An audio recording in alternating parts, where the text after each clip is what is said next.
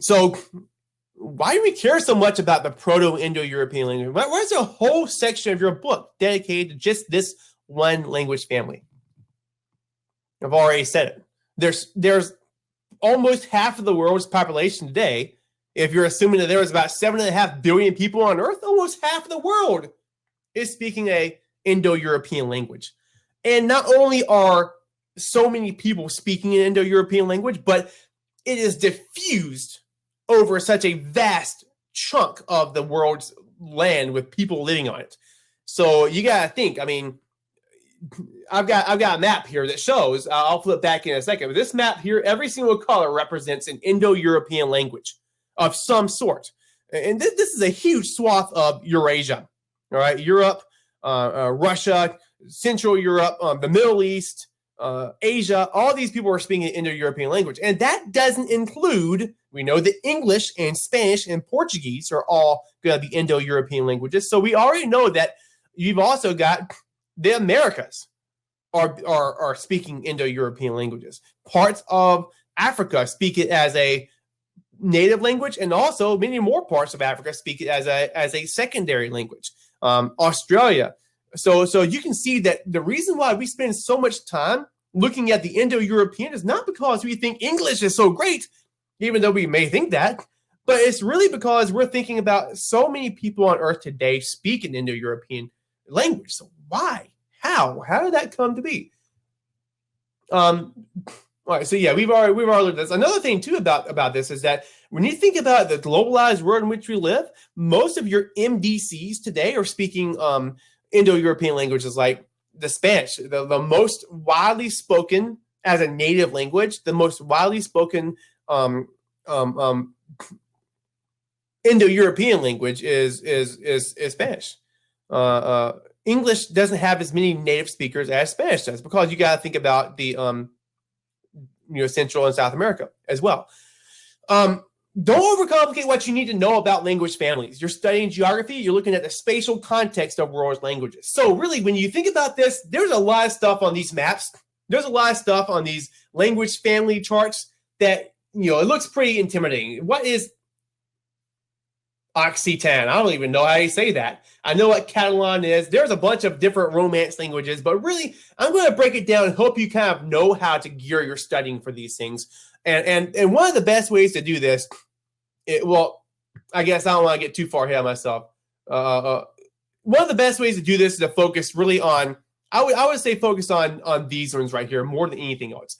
And the reason for that is because these languages here, English, notice also that English is Germanic. We're going to talk more about that in a moment.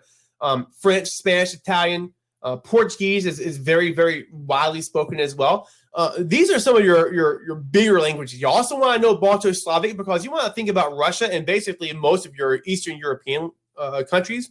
All right, and you also want to be able to think about Indo-Iranian, or I guess Indic. Sometimes you'll see it considered Indic with Hindi, but you also have things like Farsi. Things like Urdu, these are languages in Afghanistan and in that region in Central Asia as well. There are two conflicting, I guess, similar yet conflicting origin stories, if you will, theories of how the Indo-European language may have dispersed into its current position on the Earth's, on the Earth's surface. And those two ways is you'll see it cause several things, okay? I wrote all the different names of them up here. The Anatolian Dispersion, or that is the Anatolian Hypothesis. Rubinstein calls this the sedentary farmer theory. And then you've also got the Kurgan Hypothesis, also known as in Rubinstein as the nomadic warrior. Now, I would know it by sedentary farmer and nomadic warrior, but almost everyone outside of Rubinstein calls these the Anatolian and the Kurgan hypotheses. So I would also be able to associate those regions with these theories. And here's how it works. According to the Anatolian Dispersion, the Indo-European languages diffused with the invention and the expansion of agriculture. All right.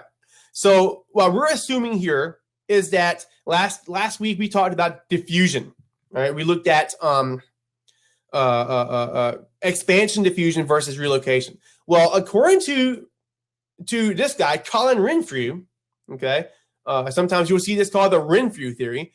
The Indo-European language, the original speakers who spoke what we call Proto-Indo-European, would have started to take their language with them as they slowly, over thousands of years, expanded agriculture and their populations grew, and eventually the hunter-gatherers that lived in Europe started to either blend together with the farmers and speak an Indo-European language, or they were just beat out somehow by these farmers and moved on somewhere else, where eventually they lost their culture and their language.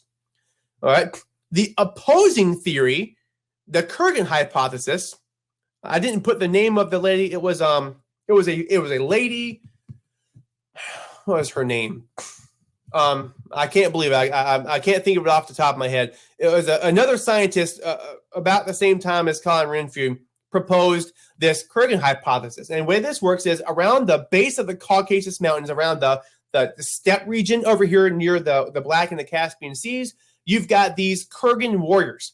And they did something really important. You see, this right here goes back to the invention of agriculture. These dates, probably a little bit, most scholars don't go as far back as 9,000, maybe around 8,500 BC, maybe not even quite that far. But the Kurgan hypothesis takes the beginnings of the Indo-European language back to about 4,500, maybe 5,000 BC. And the way that it spread is by horseback. Well, it just so happens that the horse became a domestic animal, or they tamed horses and learned how to ride horses around 4,500 BCE.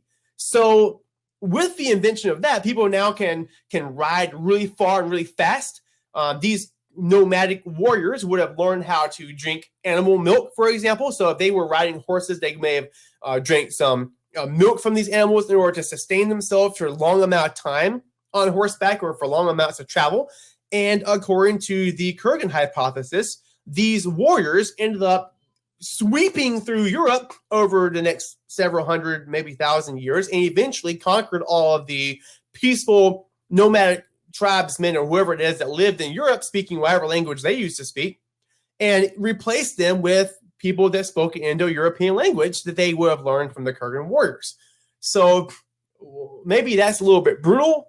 Both of these different theories have some degree of controversy attached to them, or people will have conflicting reasons why they might believe one over the other. I will say that no matter how you feel about it, most individuals that based on what I've read and what I've studied, most kind of believe that maybe the Kurgan hypothesis, whether it was all war and bloodshed, still they seem to think that the Indo-European language may have originated in that area and spread through the use of horses. Here's a map that shows the Kurgan hypothesis. Now, this area here that says Kurgan is actually your region where your Kurgan warriors would have lived, and this is the area where the horse was domesticated. So they domesticated horses and then began to kind of just go everywhere, and wherever they went, they brought their language with them, according to the hypothesis. The Anatolian hypothesis. This right here is Anatolia. On this map, this is Anatolia. Well, what modern-day Turkey is where Anatolia is? I just said what modern Turkey. I gave it away, didn't I? What modern country? It is the country of Turkey. So Turkey today is located on the Anatolian Peninsula. You can see that this right here is a peninsula. It has, it's surrounded by water on three sides. It makes it a geographic peninsula. And right about here, along the base of the Anatolian Peninsula, is where your agriculture would have emerged as far back as 8,000, 9,500 years ago. That would have been approximately 7,500 to 8,000 BC. Okay, so you've got farmers would have migrated. It says right there, if I can get that dial to get out of the way, farmers migrated out of the Middle East, replacing or interbreeding with resident hunter-gatherers. And over a huge amount of time, it would have spread. This, again, is your Eurasian steppe. This map mentions the steppe hypothesis. And this right here shows that individuals used horse domestication to spread the language. So again, that's the basis of the two theories. Okay. I guess the main difference being the way that it was spread. These guys are spread on horseback. This right here will have spread for thousands of years simply by expansion, diffusion. Everywhere agriculture went, people settled down. They settled down and they began to speak Indo-European languages, the same languages that were spoken by those individuals that conquered them. Yet another image of the Renfrew or the sedentary farmer theory. Again, the Anatolian hearth, and then all these arrows show different areas where the Indo-European language would have gone to over the ensuing centuries. All right. Now, notice that you've got different arrows that represent different time frames. I don't know if I have it next or not. I don't. I'm going to get ahead of myself, and I'm going to teach you guys a word real quick. If you don't already know it, I would write this down and make sure that you know it, and that is the idea of language divergence. All right, so over time, when we talk about something that's going to diverge, the street might diverge. That means it's going to go this way, it's going to go this way. As people move and migrate and they separate from other groups, they settle down, and then maybe hundreds or thousands of years go on. They might learn new words. They might have new ways of saying things. The way that they said words might change over a huge amount of time.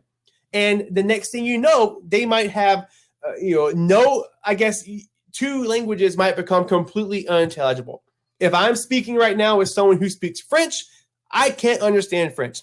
But yet, French and English are both Indo-European languages.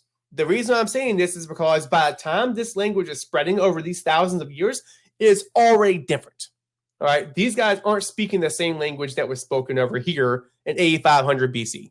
They're speaking something that's totally different as the centuries and the millennia go on because of language divergence. Better know these. This here is what I was talking about a little while ago when I showed you on the chart. When you're studying the Indo-European language family, you definitely want to make sure that you know something about these language families. And what do you need to know about these language families? Spatial perspective, all right? Be able to know which general set of countries speak an Indo-European language. Know which countries, predominantly which regions are going to speak Spanish, Portuguese, French, Italian, Romanian. Right? Make sure that you know that English is a Germanic language and not a Romance language. Make sure that you know that the Russians and Ukrainians and a lot of people that are in Eastern Europe region, they're Slavic. They speak Slavic languages. Indo-Iranian, when we talk about that, we're looking at Persian. By the way, when I say Persia or Persian, we're talking about Iranian. Today, Iran is what used to be called Persia. And also, Farsi, or Dari as it's known officially in Afghanistan, is the language of the Persians, but it's a dialect spoken in Afghanistan. All right, that's their official language. And then also this Indic language family, I guess Indic branch of the Indo-European language family, rather. The main thing you want to know here is Hindi, spoken by the majority of people who live in India. Not the only official language of India, by the way.